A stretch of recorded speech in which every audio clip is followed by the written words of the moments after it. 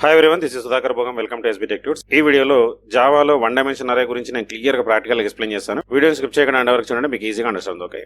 Already మనం one dimension అరే గురించి తీరిపాటు కూడా వీడియో చేశాము. ఆ వీడియో మీరు చూడనట్లయితే జావా ప్లేలిస్ట్ లో ఉంటుంది. ఆ వీడియో అయితే ఒకసారి మీరు చూడండి. ఇక వీడియో స్టార్ట్ చేసే ముందు మన ఛానల్ ఏదైతే కొత్తగా చూస్తున్నట్లయితే వెంబడే సబ్స్క్రైబ్ చేసుకుని పక్కన బెల్ ఐకాన్ ఉంటుంది. అందులో ఆల్ సెలెక్ట్ చేసినట్లయితే మనం అప్లోడ్ చేసే వీడియోస్ ముందుగా మీకు నోటిఫికేషన్ వస్తుంటుంది. అలాగే వీడియో చూసిన తర్వాత ఒక లైక్ కామెంట్ అయితే కంపల్సరీ చేయండి. వీడియోని మీ ఫ్రెండ్స్ కూడా షేర్ చేయండి. మరి ఇక్కడ అరే అంటే ఏంటి మనకు ఆల్రెడీ తెలుసు. అరే is a collection of similar type of elements which can share a common name. One dimension అరే అంటే సింగిల్ రో are single column of similar type of elements. So దాన్ని మనం వన్ డైమెన్షన్ అరే అంటాం. ఒకసారి ప్రోగ్రామేటికల్గా చూసినట్లయితే ఫస్ట్ అయితే ఇక్కడ ఒక క్లాస్ అయితే రాశాను. క్లాస్ నేమ్ వచ్చేసి 1 అని పెట్టుకున్నాను. తర్వాత public static wide main string main function అయితే రాశాను. మెయిన్ ఫంక్షన్లో ఇక్కడ చూడండి డిక్లరేషన్ మెమరీ అలొకేషన్ ఒకటే స్టెప్లో రాశాను. ఒకవేళ ఏమైనా డిక్లరేషన్ సపరేట్గా రాయాలన్నప్పుడు ఇక్కడ చూడండి ఈ విధంగా రాస్తాము. ఇది declaration into A of just subscript మాత్రం ఇవ్వాలి. దీన్ని మీరు ఇట్లా అయినా రాయొచ్చు, లేదంటే ఇంకో విధంగా కూడా రాసుకోవచ్చు. ఇంకో విధంగా ఎలా రాస్తామంటే ఇంట్ తర్వాత సబ్స్క్రిప్ట్ ఇస్తాము, తర్వాత వేరియబుల్ నేమ్ కూడా ఇవ్వచ్చు. ఈ విధంగా కూడా మనం రాసుకోవచ్చు. ఓకే, నేను ఎగ్జిక్యూషన్లో 2000 చూపిస్తాను మీకైతే. సో ఫస్ట్ అయితే ఒకటి చూద్దాం. ఒకవేళ డిక్లరేషన్ మెమరీ అలొకేషన్ సపరేట్గా చేసినట్లయితే, సో ఇది ఫస్ట్ డిక్లరేషన్ ఇది, దీని తర్వాత variable name A equal to new ఇంట్ ఆఫ్ 5 అంట. ఇప్పుడు ఏమవుతుందంటే 5 మెమరీ అలొకేషన్స్ మెమరీ అలొకేట్ అవుతుంది. ఓకే, సో లేదు నేను 2 స్టెప్ని సింగిల్ స్టెప్లో రాస్తానంటే ఏని తీసేయండి. జస్ట్ ఈ విధంగా రాసినట్లయితే మనకు డిక్లరేషను మెమరీ అలొకేషన్ ఒకటే స్టెప్లో జరిగిపోతుంది. తర్వాత ఏం చేయాలి, వాల్యూస్ ఇవ్వాలి. వాల్యూస్ ఇవ్వాలంటే ఇనిషియలైజేషన్ చేయాలి. సో ఏ ఆఫ్ 0లో 10 ఇచ్చాను, ఏ ఆఫ్ 1లో 20, ఈ విధంగా 5 వాల్యూస్ అయితే కీబోర్డ్ నుంచి ఇచ్చేసినాను. నెక్స్ట్ వాటిని డిస్ప్లే చేసి చూసుకోవాలన్నప్పుడు ఒక ఫర్ లూప్ రాసుకొని దాన్ని డిస్ప్లే చేసి చూసుకోవచ్చు. మరి ఇక్కడ లూప్ అనేది ఎనీ టైమ్స్ రిపీట్ అవ్వాలి అంటే అరే లెంత్ని బట్టి.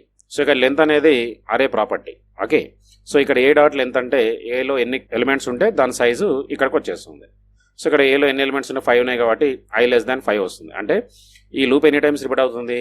i ఈక్వల్ టు 0 నుండి స్టార్ట్ అయింది, లెస్ దాన్ 5 వరకు అంటే 5 టైమ్స్ రిపీట్ అవుతుంది. తర్వాత ఇక్కడ ఏం చేసినాను, ఏ ఆఫ్ i అన్నాం. సో ఏ ఆఫ్ అంటే i ఫస్ట్ 0 కాబట్టి ఫస్ట్ 10 వస్తుంది, తర్వాత 1 అవుతుంది i వాల్యూ, తర్వాత 20, 70, 40, 50. ఈ విధంగా కంప్లీట్గా వాల్యూస్ అనేవి డిస్ప్లే అయిపోతాయి. ఒకసారి అయితే దీన్ని సేవ్ చేసి ఎగ్జిక్యూషన్ కూడా చూద్దాం. ఫైల్లోకి వెళ్ళేసి సేవ్ యాజ్, క్లాస్ నేమ్ 1 పెట్టాను కాబట్టి 1.java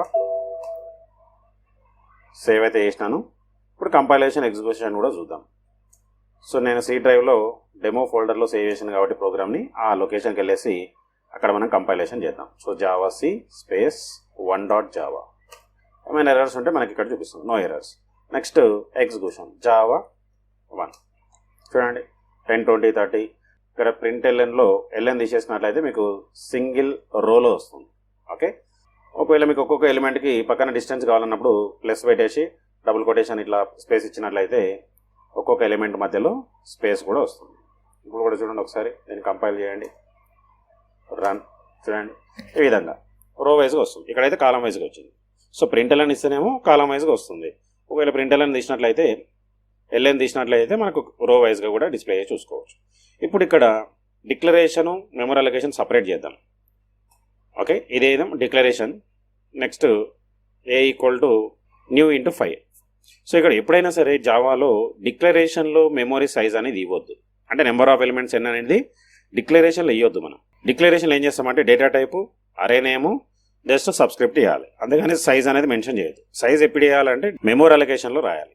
సో మెమరీ అలొకేషన్ ఎట్లా చేస్తాము, అరే name A equal to new A type of variable store చేయడానికి నీకు మెమరీ కావాలి. సో ఇంటిజర్ కాబట్టి నేను ఇంట్ 5 అని ఇచ్చాను. So 5 memory blocks memory allocate అవుతుంది, దాని నేమ్ వచ్చేసి ఏ. సో ఈ విధంగా 2 స్టెప్స్ కూడా మనం రాయొచ్చు. దీన్ని కూడా ఒకసారి సేవ్ చేసి ఎగ్జిక్యూషన్ కూడా చూద్దాం, మీకు కూడా డౌట్ క్లియర్ అవుతుంది.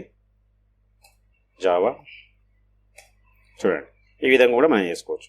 ఇంకో విధంగా కూడా డిక్లరేషన్ చేసుకోవచ్చు. ఈ సబ్స్క్రిప్ట్ ఏదైతే ఉందో ఫస్ట్ డేటా టైప్ పక్కన కూడా ఇవ్వచ్చు మీరు, తర్వాత వేరియబుల్ నేమ్. ఈ విధంగా కూడా మనం చేయొచ్చు. ఒకసారి సేవ్ చేసి కంపైల్ రన్. చూడండి ఇట్లా కూడా మీరు చేసుకోవచ్చు. ఓకే, సో లేదు నేను సింగిల్ స్టెప్లో చేస్తాను అంటే సింగిల్ స్టెప్లో కూడా రాసుకోవచ్చు. డిక్లరేషను మెమరీ అలొకేషన్ సింగిల్ స్టెప్లో కూడా మీరు రాయొచ్చు. ఓకే, సో ఈ విధంగా మనము వన్ డైమెన్షన్ అరేని జావాలో సింపుల్గా ఈజీగా ఇంప్లిమెంటేషన్ చేసుకోవచ్చు. ఓకే, 1 డైమెన్షన్ 2 డైమెన్షన్కి సంబంధించిన కంప్లీట్ అరేస్కు సంబంధించిన వీడియోస్ అన్ని మన యూట్యూబ్ ఛానల్లో ఉన్నాయి, జావా ప్లేలిస్ట్లో ఉంటాయి. ఆ వీడియోస్ అని మీరు చూడండి. ఈ వీడియోలో మీకు ఏమైనా డౌట్స్ ఉంటే కామెంట్ సెక్షన్లో కామెంట్ చేయండి, నేను దానికి రిప్లై ఇస్తాను. అట్లనే వీడియో మీరు ఫ్రెష్గా షేర్ చేయండి, వాళ్ళు కూడా యూస్ఫుల్ అవుతుంది. నెక్స్ట్ మళ్ళీ కలుద్దాం. So thanks for watching. Like share subscribe my channel. Thank you.